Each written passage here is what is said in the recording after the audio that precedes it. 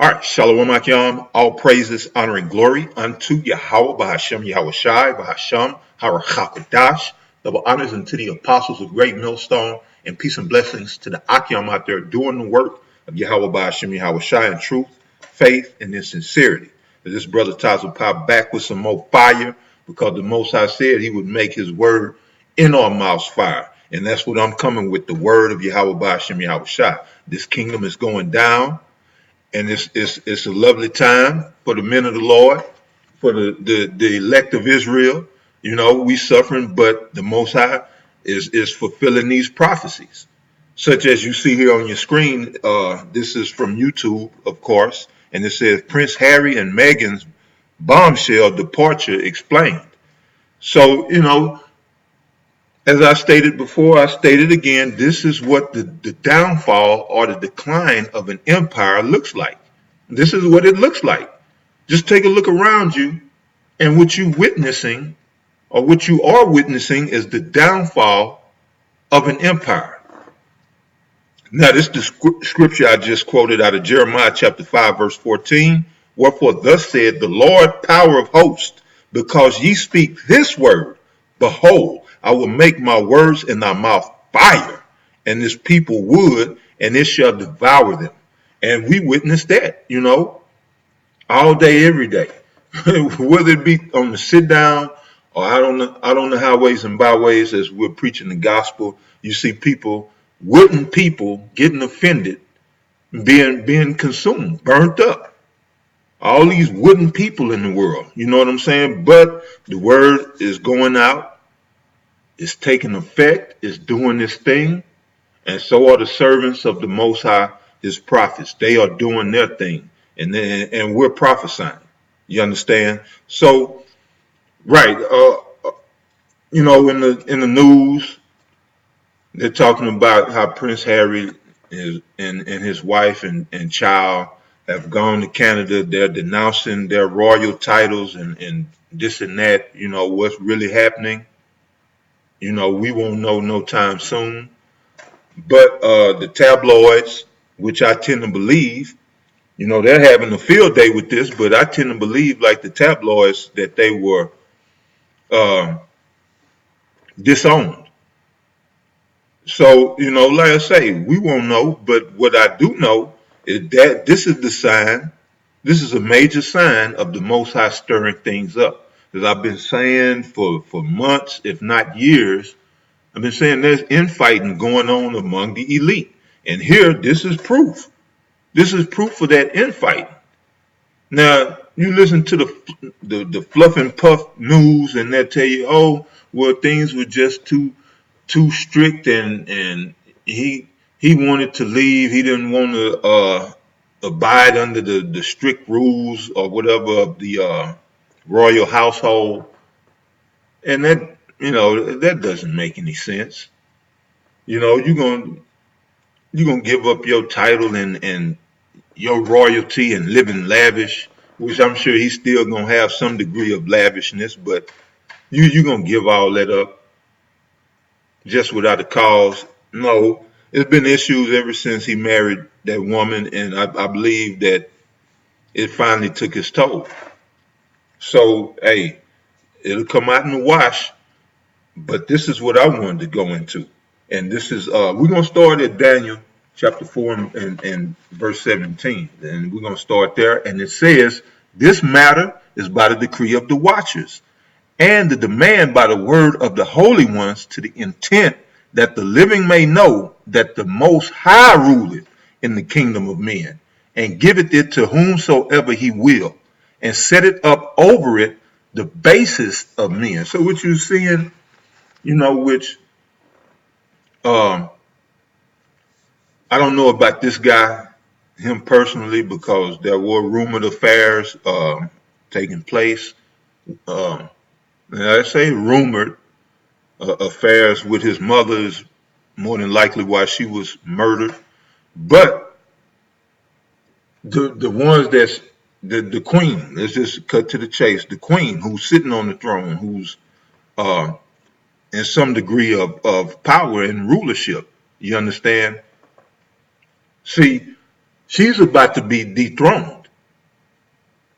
The Most High is ruling in the kingdom of men, and he's about to um, get rid of them because they're not the true rulers anyway, and they've just, they just in a sense borrowed rulership just to fulfill prophecy, but they were never really the true rulers, Edomites in general, not just when you talk about Queen Elizabeth, but those behind the scenes who you don't see with all this power, money, and influence. Also, them, they're not the true rulers of this earth. They just had to get their blessing, fulfill prophecy, and do what they needed to do to the Most High take them out of the way. And this is what's about to happen. So please understand, the Most High is still on his throne and he's still in rulership, and he's about to dispose of this entire, situation that we're under. And a new kingdom is about to flourish. A new kingdom is coming up.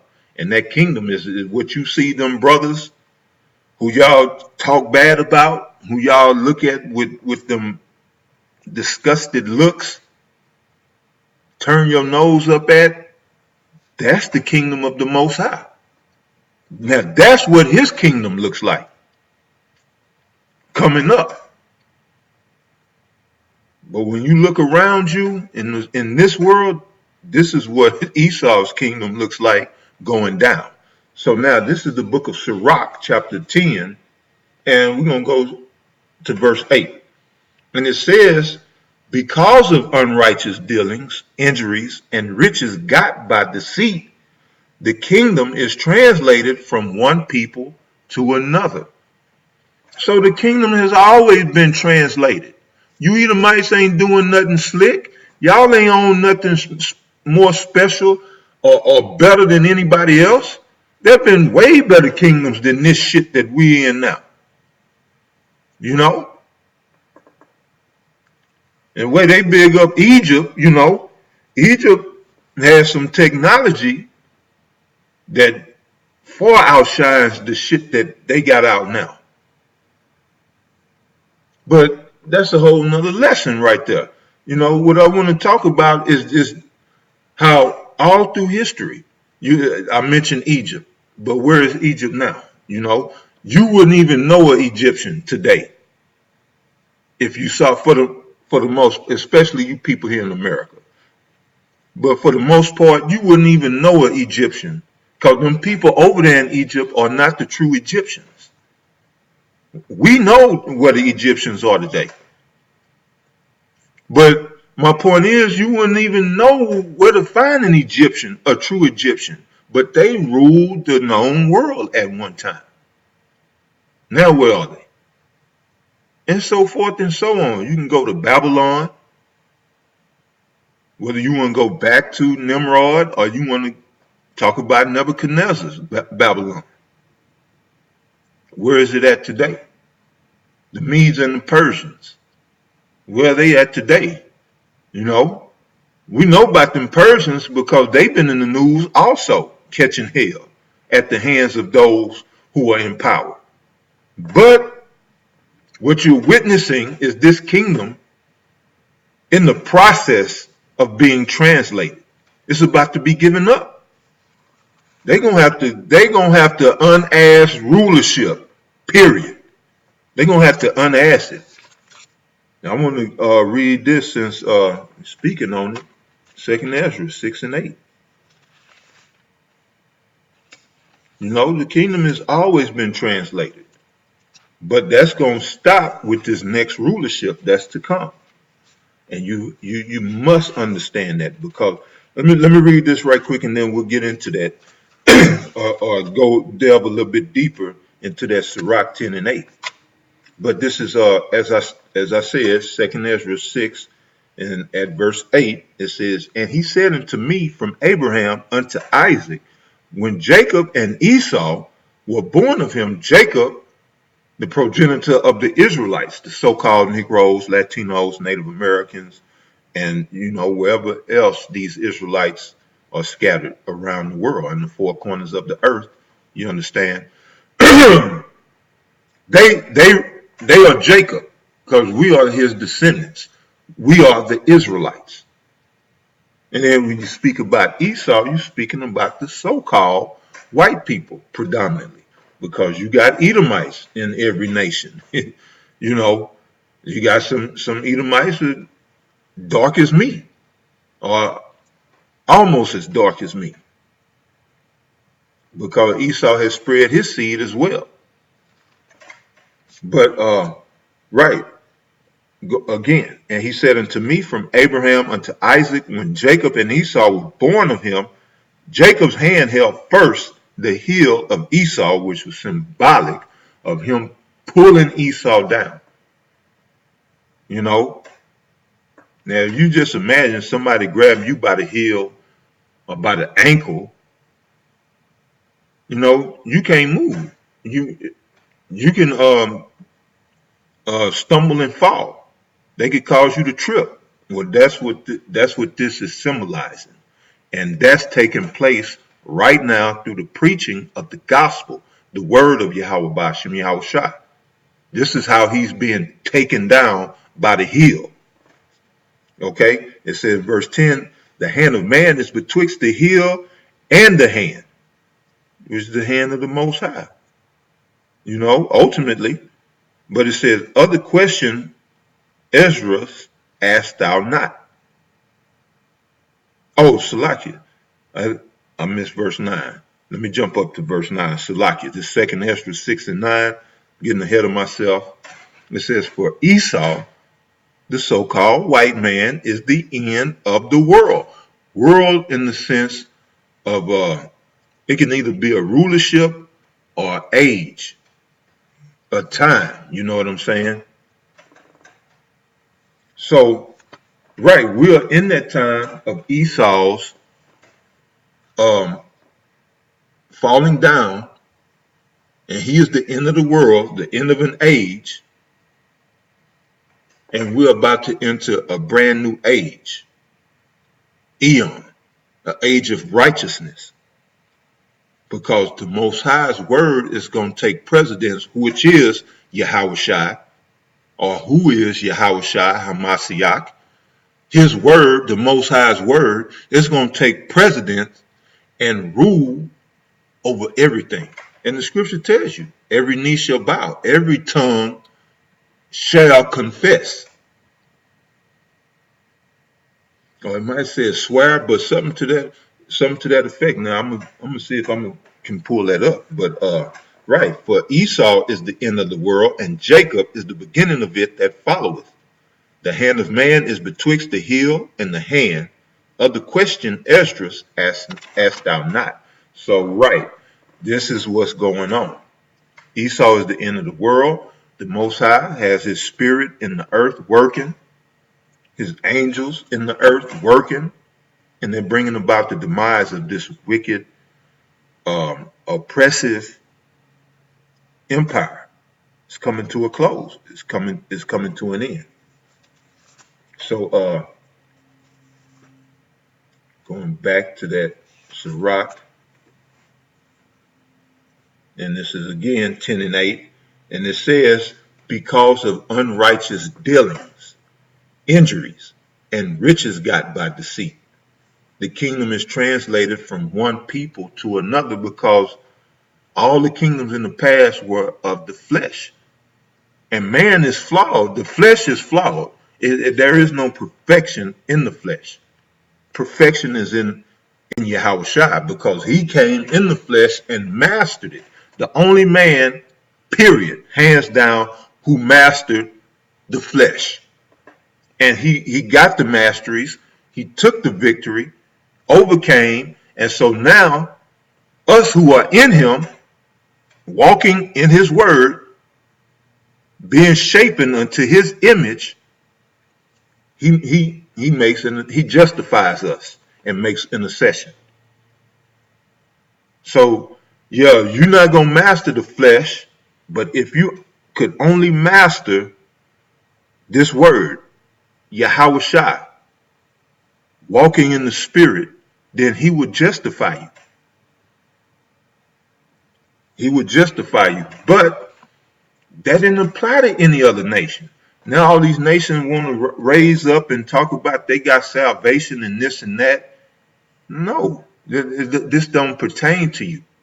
So right now, the Lord is dealing with the children of Israel and elect of the children of Israel, and they are who we are, the ones who salvation is for. Because, I want to go here and show you that there will be no more translations of the kingdom.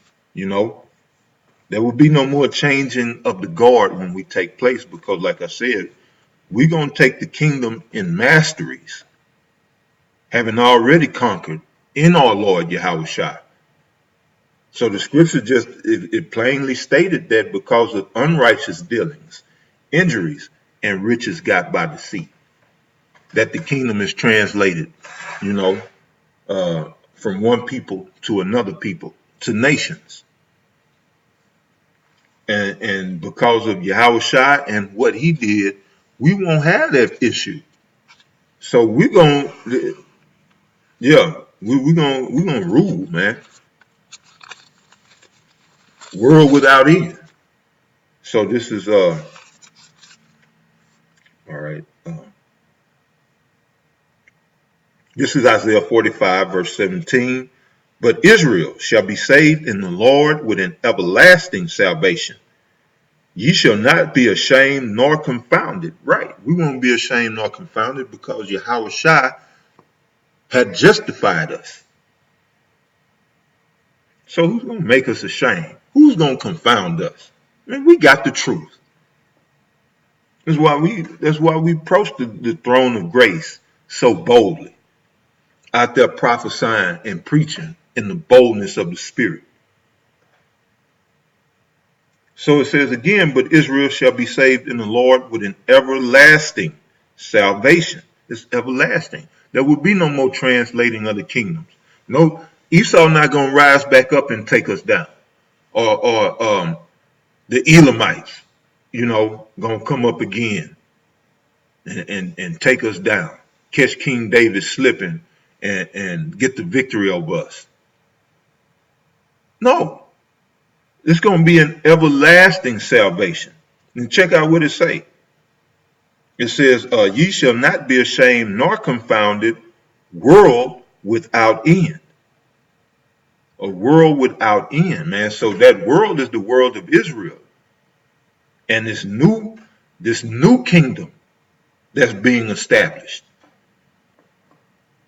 And again, just to reiterate that, them brothers that you see out on them street corners preaching the truth of the Bible, that's what the kingdom of Yahweh Ba'ashem Yahushua looks like. And then when you look in the world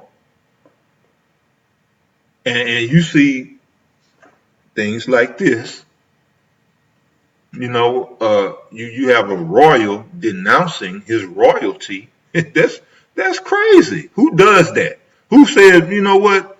I'm sick of all this, this luxury and being pampered and having whatever I want. I'm tired of all this. Let me get this up and I'm gonna move to Canada, of all places. No, the Most High is stirring things up. Most High put the spirit on him to marry that woman that you see there, Megan, which I can pretty well guarantee you that, the queen and others, his father, were not too happy. And then he probably got tired of all the comments and insults or whatever, just them talking noise, and they said, you know what? I'm out. Maybe he went off and said, you know what, you old bitch, I've been tired of your shit for the longest, and I'm out. I can't take this shit no more. Who knows? That's family business. But the Most High, the Most High will declare it in due time. It's gonna come out, it will be declared in due time. But right, that world without end is the world of Israel, Yasha Allah, the princes of the power. You understand? Esau is he's the main one that deals unrighteously, that injures and get riches by deceit. He's the main one. His empire is the epitome of Ecclesiastes 10 and 8. And y'all treat this man as if he gonna rule forever, as his rulership is gonna go on forever. No. He's at the end of his rope, hanging on by a thread, and he's about to go down. He's about to be taken out of the way by the Most High Power himself, sending his only begotten son, Yahweh Shah, to make sure it gets done the right way. Then you see, there don't be no slipping up this time. Like, they came at Joshua, caught Joshua slipping. And if my memory serves me correct, it was those Gibeonites, and got Joshua caught up. You see, but this time, and they all had, when you go into King David, King Solomon, no one has mastered the flesh except Yahweh Shah, and that's why you will not catch him slipping. And it's going to be a world without end. But right, Esau is in perils. He's in straits. And I just did a video on that this last week, and yeah, you finna see the downfall of Esau. Just pay attention, and us brothers at GMS, we stay diligent. We stay praying and watching, or watching and praying. But to you people out there who don't know what the hell is going on, just pay attention. You got the Congress and the Senate going after duly elected president. I have to say it that way because that's how Esau say it, But he was elected fair and square, as far as I know. And they here in America, they trying to get Trump impeached and get him out of office. You got this going on in the UK with the so-called royal family. Things are in disarray, man, worldwide. There are riots and protests all over the world. The fire is still burning in Australia. And they can't even, get it under control. Said millions of animals have perished. Homes have been destroyed, and I know people have died. And that's Australia. Then you got all this going on around the world because this is what the translation of a kingdom looks like. Now I'm gonna cut this lesson right here. There's a lot of other scriptures could come out, but I kind of got long-winded, so like you for that. But yeah, the scriptures tell the tale. They tell the story. So I'm gonna be watching this story. If anything else develops and it applies to prophecy, I'll do another lesson on it. But right, this is prophecy.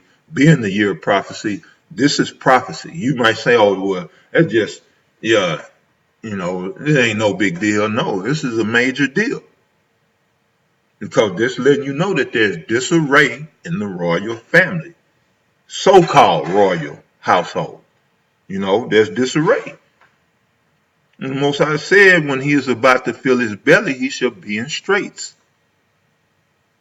So, hey, you better keep an eye out. Until the next lesson, brother, stay up. Shalom.